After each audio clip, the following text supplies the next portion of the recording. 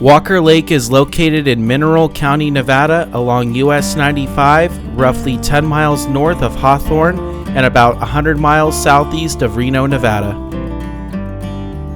If you're driving between Reno and Las Vegas, the lake really stands out because you mostly just pass through endless deserts, and this is the only source of water that you will find on your journey.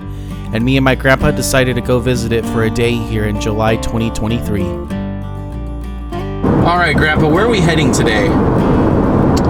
I guess we're going to Walker Lake. Which is where?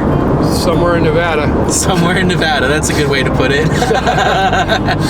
To be more specific, it's about an hour and a half from Carson City, about 2 hours from Reno, in the middle of the desert. So yeah, somewhere in Nevada is a perfectly good description for that. Yeah, well, that's what it sounds like. All right, we'll see you guys down the road. There sure isn't a lot in Nevada outside of Las Vegas, Reno, and Carson City, is there?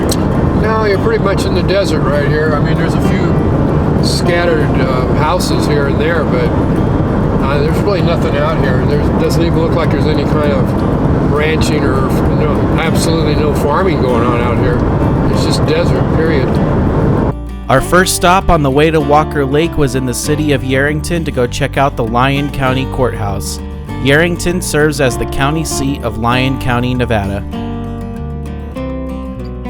The Lyon County Courthouse was built here in 1911 after the original courthouse that was located in Dayton burned down just 2 years earlier. All right, what are your thoughts on the Lyon County Courthouse in the city of Yerington as the county seat? That's pretty, it's old. It's an old courthouse, but it's brick, so it's kind of different than, it's newer. It's a newer courthouse than some of the other ones that we've been to, but it still has the typical columns and the kind of architecture. It opened in 1911 after the old county courthouse burned down in Dayton, and then the county seat was moved over here to Yerington. Yeah. All right, so earlier I mentioned that the old courthouse burned down in Dayton in 1909, and then the new courthouse was built here in Yerington in 1911. I find it interesting how they didn't just build a new courthouse in Dayton and they just moved the entire county seat over here to Yerington. Of course, Yerington today is not even close to being the largest city in Lyon County. Of course, Dayton, the original county seat, is much larger, and Fernley is also much larger than Dayton. So very interesting how they came up with this county seat here in Yerington, just so far away from the other population centers of the county. Yeah, I wouldn't be too happy if I had to come up here or got a ticket or something in Dayton and had to come all the way here, because it's over an hour to get here. They should have an auxiliary courthouse in Dayton, to pick up the slack, but I would hate that, having to come all the way over here. All right, so me and my grandpa are about 20 miles north of Walker Lake here along US 95 as we're passing through Mineral County here. And about 150 years ago, we would be driving along the northern shore of Walker Lake, but as you can see, there is nothing but desert right here. The lake has obviously receded a lot in the past 150 years, hasn't it? Yeah, it has. They took the water from the lake in the area, or from the river, I guess, and they used it for agriculture. So that's why the lake is smaller, a lot smaller than it used to be. So the Walker River about a century ago used to flow into Walker Lake pretty regularly, but in recent years it has not even reached the lake anymore because all the water is taken from upstream and used for agricultural purposes, like you said. But this year is different. The river is actually flowing into the lake, and the lake has actually come up quite a bit in the last year from the very wet winter that we had here, and then of course the snow in the Sierra Nevada mountains that melts down into the Walker River watershed is causing the water to reach the lake once again. And you can actually see the Walker River right out there flowing into the lake. Yeah, that's pretty interesting. Yeah, it's too bad because that was a huge lake, and it was a great fishing lake. But since it's not, it's all alkaline now. So,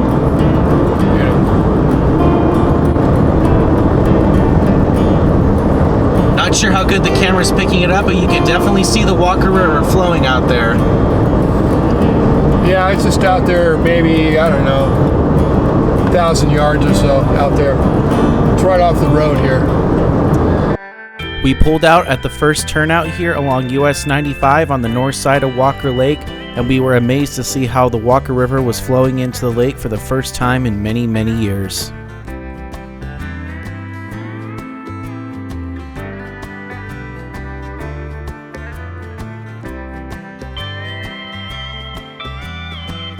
I was really amazed to see how much sediment was flowing down the Walker River and into Walker Lake here. You can really make it out here as the Walker River is coming into the lake.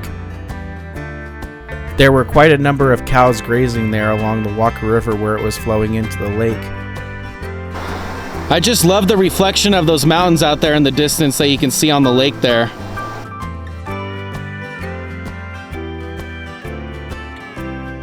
Way out there in the distance you can see the town of Hawthorne and the Army Depot as well. I just love how Mount Grant reflects perfectly off Walker Lake here. Mount Grant is also the highest point in Mineral County, Nevada, and sits 11,285 feet above sea level and still had snow on it here in mid-July. And way out there in the distance you can see Boundary Peak, which is the highest point in Nevada. Pretty amazing to see the Walker River flowing into Walker Lake again, huh? And all the sediment that it's bringing. Yeah, all that sediment is coming in because of the river. When it's dried out, all the sand, and when it's windy, all the sand covers the bottom of the river, and then it just gets washed down into the lake. Me and my grandpa continued down US 95 for a few miles until we came across an area called 20 Mile Beach where we pulled over to take in some more views of the lake. Alright, so we're in this area called 20 Mile Beach, which is right off Highway 95. And as you can see, Walker Lake is right out here in front of us. And believe it or not, Walker Lake has risen 15 vertical feet so far this year from the very wet winter that we have. That may not seem like much, but when you look at the size of this lake and realize that it's not very deep, I believe it's only 90 feet at its deepest point, the surface area of this lake has greatly increased this year from the wet winter. I just love how those mountains in the distance perfectly reflect off the water here. You can actually see the shoreline of Walker Lake and the ancient Lake Powhatan that once covered most of western Nevada here as you make your way back to US 95 from 20 Mile Beach. Walker Lake is the second largest remnant of the ancient Lake Powhatan after Pyramid Lake, which is located just north of Reno. The next stop along Walker Lake here on US 95 was Sportsman's Beach, which features the cool information plaque here, and it also shows various lake levels over the past 150 years of Walker Lake. This was the surface elevation of the lake in 1882. The lake was about 4,105 feet above sea level. Alright, so this is where the lake level was in 1882. Quite a bit of difference from today, huh? Yeah, there's a big difference here. If you figure out the distance from where the lake is now to up here, it's going to be a lot. It's dropped a considerable amount. Yep. All right, you ready to go see where it was at other points in history? Yeah, let's go. And right here is where the lake level was in 1908.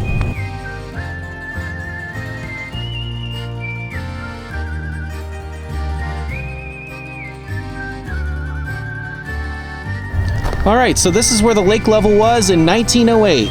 And as you can see, the old sign that we were just at is just right over there, so there really wasn't that much change in about 20-25 years. You'd be surprised. There was a pretty good size change. It was probably at least 10 to 15 feet in that time frame. So that's a considerable amount of water. Yep. And here in 1908, the lake was 4,092 feet above sea level. So it dropped about 10 feet. Right here is where Topaz Lake was created in 1921. This is the water level in 1921. And here is where the beginning of the end of Walker Lake really started to get kicked into full gear, as the creation of these reservoirs on the Walker River upstream. Yeah, that's true.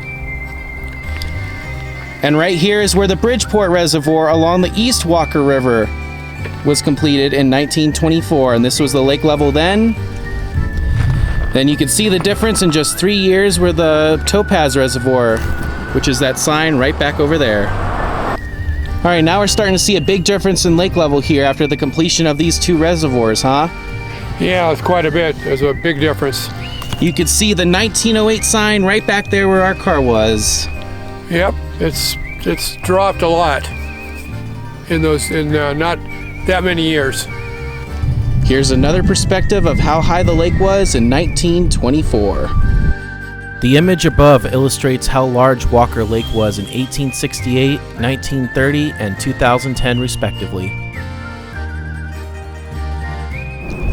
Where I'm standing is where Walker Lake was in 1924, and right there where my grandpa's standing is where it was in 1921. Yep. Quite a bit of difference just from here to there.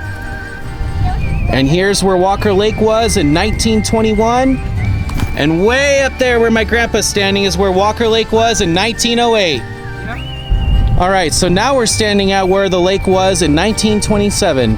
And as you can see, it is a long ways back there to those 2 signs that the lake was just 4 years prior.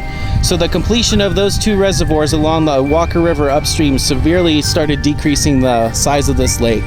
Yeah, because there wasn't as much water coming into the lake as they were pulling off the river for agriculture purposes. Yep. And now we're standing at where Walker Lake was in 1935.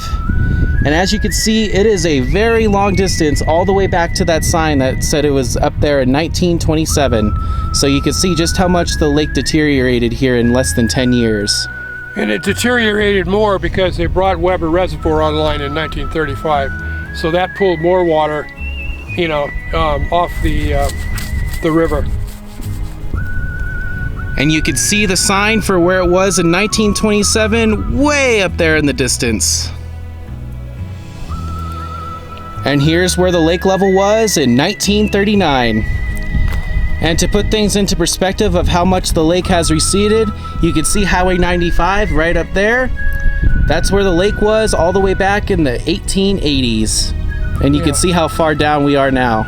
Yeah, the lake's dropped a considerable amount in that period of time. And here's where the lake level was in 1943. Still going down. As sad as these various clips are, one positive thing that's happened to Walker Lake this year is that the Walker Basin had a 400% of normal snowpack, and the lake has risen 15 feet this year alone, and it also increased the surface area of the lake by 10% and added much needed fresh water to the lake to make it less alkaline and salty. The lake level is back to what it was back in 2017 after reaching its lowest level ever recorded in 2022 after 3 years of record drought in the area. All right, so I'm standing here where Walker Lake was in 1948, and my grandpa's over there where the lake was in 1951. You can just see how much the lake has fallen in just 3 years. All right, Grandpa, why are you standing between the sign that says 1948 and 1951? Because I was born in 1949, and this is probably where the lake level was at that time.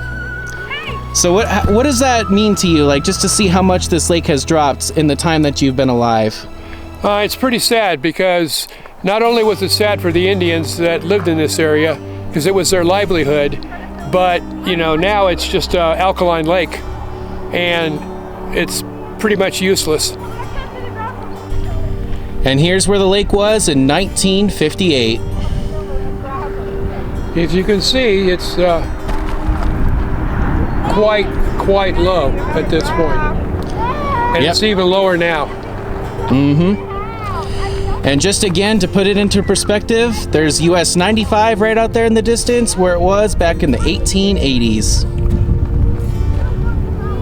If there's one thing I hope this video does is that it showcases what human intervention has done to Walker Lake.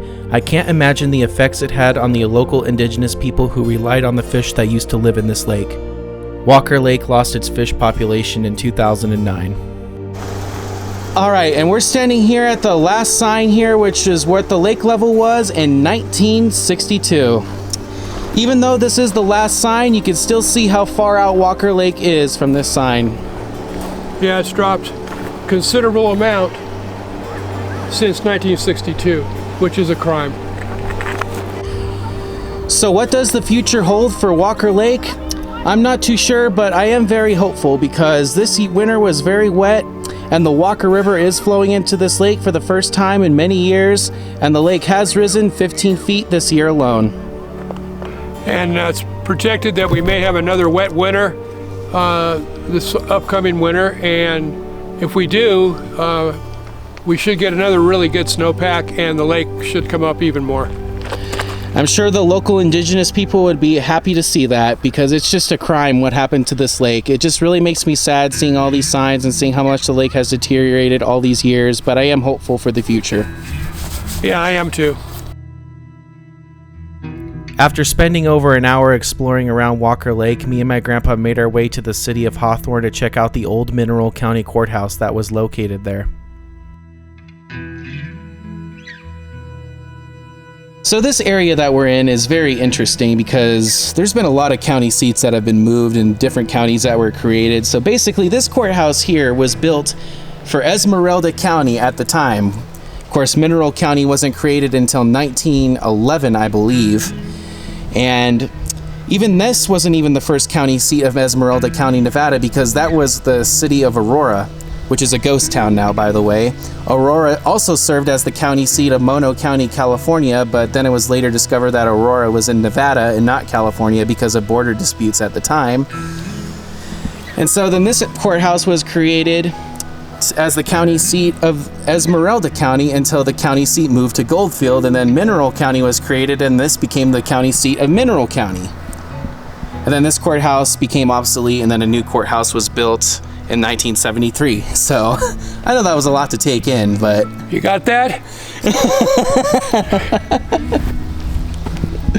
Just a lot of border disputes, different county seats, new counties being created, but man, this building's seen a lot of stuff and a lot of changes throughout the years, huh?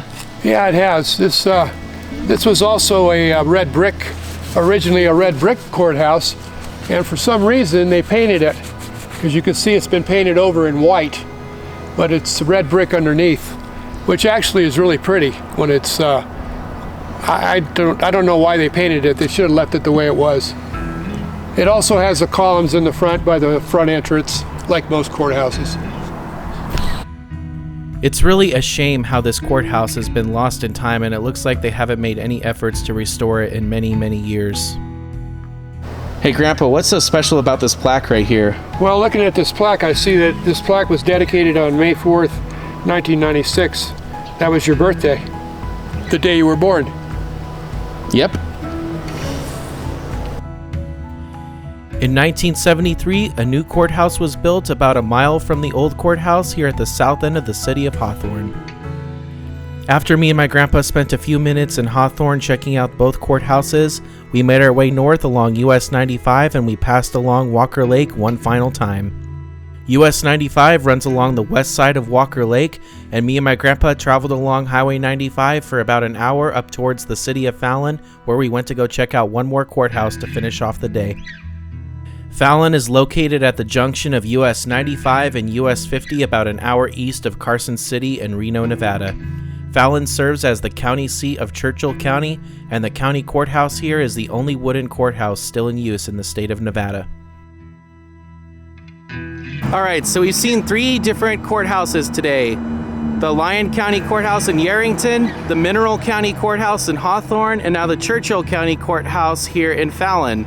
Which one is your favorite and why? I like the Churchill one the best because it's wood. I like the wood-sided courthouses.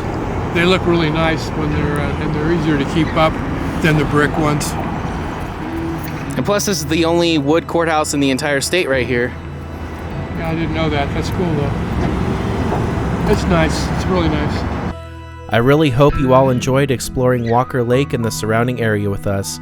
I want to thank you all so much for watching, and have a good day, everyone.